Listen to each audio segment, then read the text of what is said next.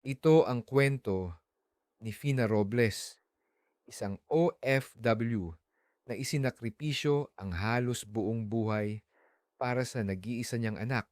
Ngunit sa kanyang pagbabalik sa Pilipinas, isang nakakagimbal na katotohanan ang bubungad sa kanya, isang lihim na relasyon na hahantong sa trahedya, eskandalo at kamatayan. Noong Disyembre, taong 2016, dumating sa Naga City si Fina Robles, 43 taong gulang. Bitbit niya ang mabibigat na maleta at mas mabigat na pangarap, ang tuluyan ng makauwi at hindi na muling mangibang bansa. Mahigit 8 taon siyang nagtrabaho sa Hong Kong bilang domestic helper. Lahat ng pagod, luha at pangungulila tiniis niya para lamang mabigyan ng magandang buhay ang nag-iisa niyang anak na si Aileen. Mula nang mamatay ang kanyang asawa noong 2008, siya na lamang mag-isa ang bumuhay sa kanilang pamilya. Naging ina at ama sa iisang katawan. Kaya ng araw na iyon, gusto niyang sorpresahin si Eileen.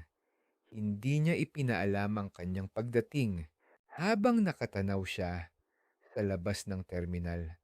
Pakiramdam niya ay matatapos na rin sa wakas ang mahabang taon ng sakripisyo. Hindi na niya kailangang mag-alaga ng anak ng iba. Hindi na niya kailangang marinig ang ingay ng lungsod tuwing gabi. Ang gusto na lamang niya ay tahimik na buhay kasama ang kanyang anak. Mabilis na kumalat sa kanilang barangay ang balitang nakauwi na si Fina. At kahit masaya ang lahat para sa kanya, may kakaiba siyang nararamdamang distansya sa pagitan nila ni Eileen. Makalipas ang ilang buwan, nakilala niya si Salvador Buencamino, 39 na taong gulang, isang lalaking madalas niyang makita sa mga pagtitipon sa barangay. Noong una, wala naman talagang espesyal. Para kay Fina, mas mahalaga pa rin ang muling pagbuo ng relasyon nila ng kanyang anak. Pero habang tumatagal, palaging naroon si Salvador. Palagi siyang may malasakit. Palagi siyang handang makinig. Unti-unting nahulog ang loob ni Fina sa lambing at atensyong matagal niyang hindi naramdaman. At hindi nagtagal, nagsama sila sa iisang bahay. Sa simula, tila maayos naman ang lahat. Mukhang tanggap din ni Aileen ang bagong lalaking kasama ng kanyang ina. Parang unti-unting nabubuo muli ang kanilang pamilya. Pero hindi alam ni Fina na may lihim ng unti-unting sumisira sa lahat. Lumipas ang ilang buwan. Abala si Fina sa gawaing bahay habang si Aileen naman ay tutok sa kanyang trabaho sa lungsod. Sa umpisa normal ang lahat. Masaya silang kumakain ng sabay-sabay. May kwentuhan, may tawanan. Pero sa mga tahimik na sandali, may mga tingin na hindi na pangkaraniwan. Minsan, nahuhuli ni Fina ang palitan ng tingin ni na Salvador at Aileen. Mga tinging tila may ibang kahulugan.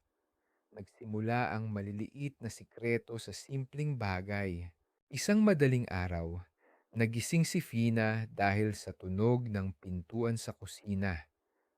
Narinig niya ang mahihinang yabag mula sa direksyon ng kwarto ni Aileen. Sinubukan niyang balewalain iyon. Pero habang tumatagal, lalo siyang kinakabahan. Hanggang isang gabi, isang bagay ang tuluyang sumira sa kanya bilang ina. Hindi niya inaasahang mahuhuli mismo ang dalawa. Nakasakay sa kabayo ng kanyang mister ang kanyang anak habang napapasigaw.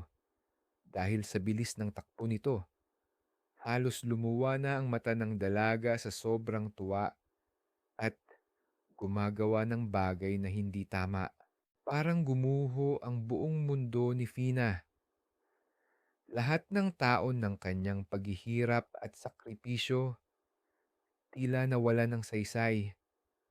Ang kanyang nag-iisang anak at ang lalaking muli niyang pinagkatiwalaan ng puso, parehong nagtaksil sa kanya. Galit na galit niyang hinarap ang dalawa. Pinagsabihan niya silang itigil ang kahibangang ginagawa nila. Pero imbis na matakot, naging matigas pa si Eileen. Ipinagtanggol pa nito si Salvador.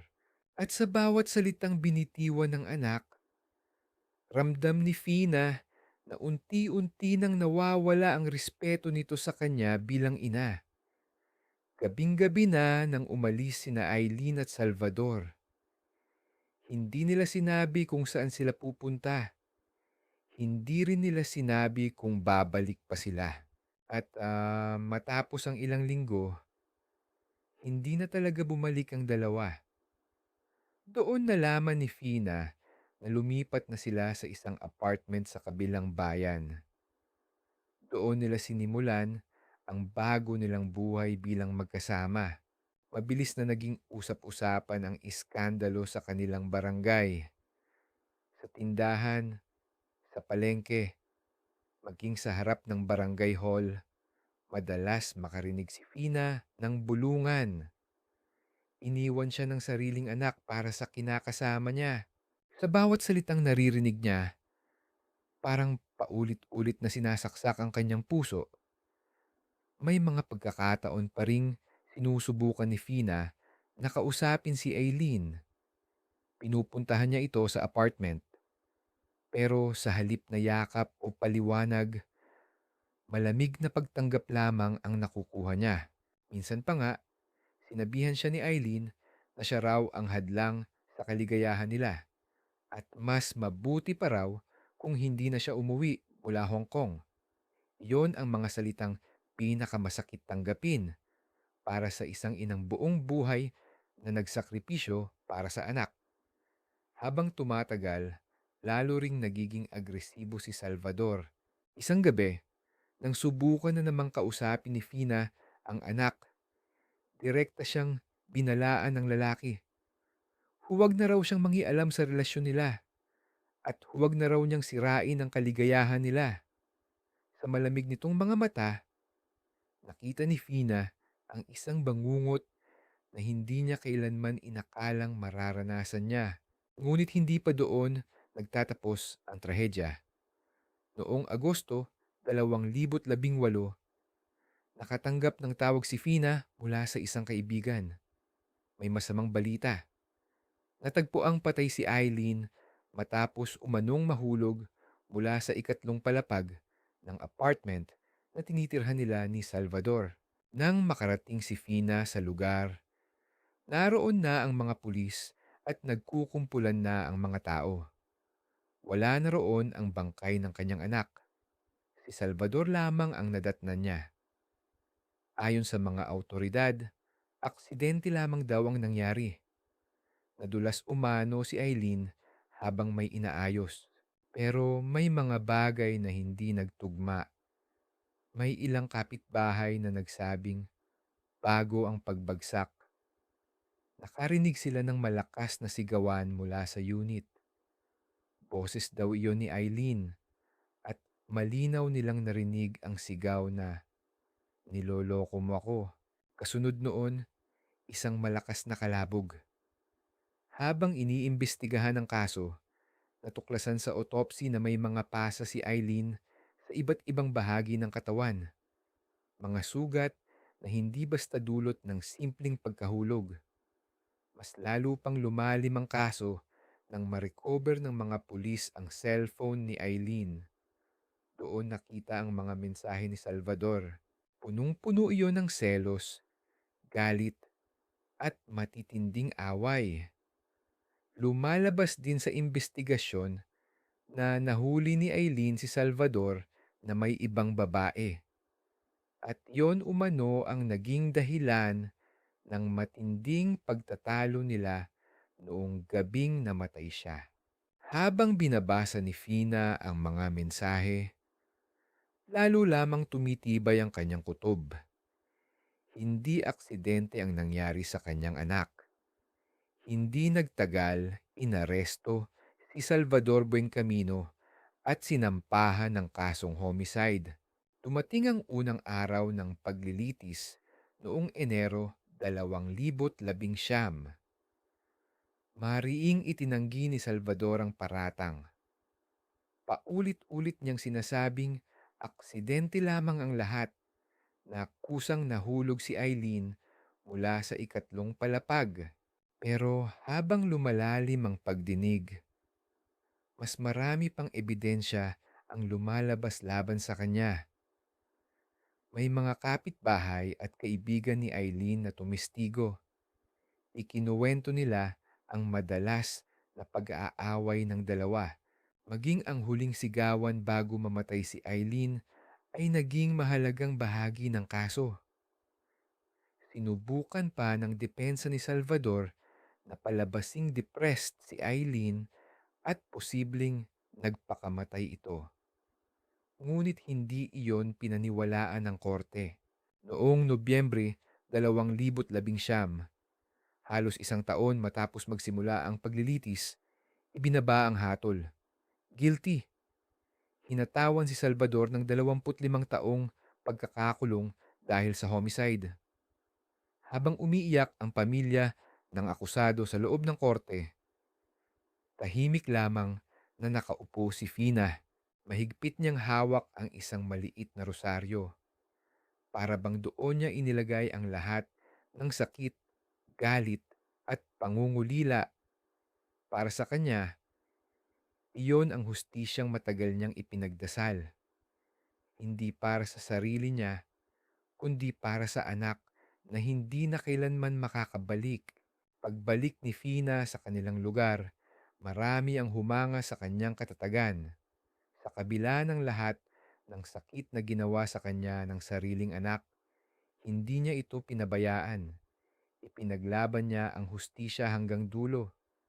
Pero kahit na nanalo siya sa kaso, hindi pa rin nawala ang pinakamabigat na katotohanan. Wala na si Eileen. At iyon ang sakit na kailanman ay hindi kayang burahin ng panahon. Sa bawat tahimik na gabi, madalas tinitingnan ni Fina ang mga lumang litrato ng kanyang anak. Madalas niyang tanungin ang sarili, saan ba ako nagkulang bilang ina? Pero sa paglipas ng panahon, natutunan din niyang tanggapin na ang kanyang anak ay naging biktima ng maling pagmamahal at maling pagtitiwala.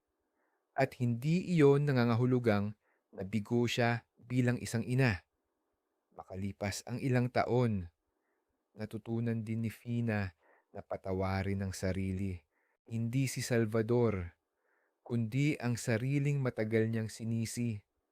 At sa mata ng maraming tao, naging simbolo siya ng katatagan at tapang ng isang ina na lumaban hanggang sa huli.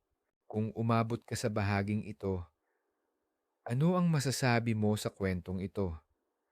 Kung ikaw si Fina, mapapatawad mo pa ba ang sariling anak matapos ang lahat ng nangyari?